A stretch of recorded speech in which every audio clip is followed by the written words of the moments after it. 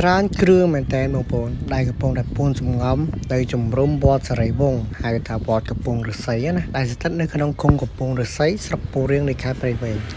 ដោយជំរុំមួយនេះគឺកំពុងតែពួនសំងំកសាងទូកបាទຂະຫນាតផ្កាចា12នាក់ក៏ដូចជាຂະຫນាត22នាក់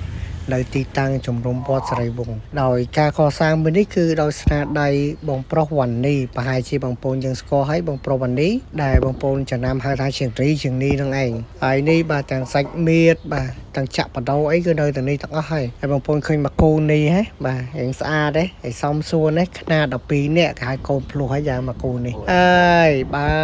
តាមមើលទៅរបស់អ្នកណាដែរបងប្អូនសម្រាប់បងប្អូនយើងអ្នកខាងកំពង់អាស័យមើលបាទជួយប្រាប់ខ្ញុំម្នាក់បន្តិចមើលបាទតើជារបស់អ្នកណាដែរហើយសម្រាប់សាច់វីដេអូនេះសូមជម្រាបជូនបងប្អូនយើងគឺបាទមេជាងក៏អ្នកសារខ្ញុំផ្ទាល់តែម្ដងគឺបងប្រុសវណ្ណីដើម្បីជួយផ្សព្វផ្សាយតាក់ទងជាមួយនឹងវប្បធម៌អរិយធម៌ក៏ដូចជាការកសាងបាទសមិទ្ធផលថ្មីសម្រាប់តាមបណ្ដាវត្តនានាក៏ដូចជាសមិទ្ធផលនានាសម្រាប់ឯកជនភាពបាទសម្រាប់បុគ្គលនីមួយៗហើយនេះបងប្រុសវណ្ណីបងប្អូនយើងស្គាល់អត់បាទបើថាមិនទាន់ស្គាល់នេះហើយគឺជាបងប្រុសវណ្ណីដែលជាមេជាង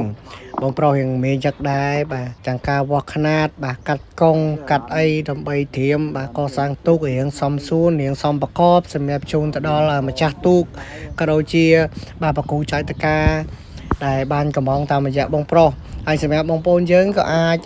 ចង់ឲ្យគាត់ទៅកសាងទូកសម្រាប់បងប្អូនយើងក៏អាចតាក់ទងតាមរយៈខ្ញុំមកបានផងដែរខ្ញុំនឹងប្រាប់គាត់ឬក៏ឲ្យលេខគាត់ទៅបងប្អូនយើងបាទហើយសម្រាប់ទឹកដៃយ៉ាងណាដែរស្អាតសមសួនយ៉ាងណាបងប្អូនយើងអាចខមមិនតាមខមមិនខាងក្រោមនៃវីដេអូនេះបានហើយជាឡៅប៉ុន្តែទៀតមកដល់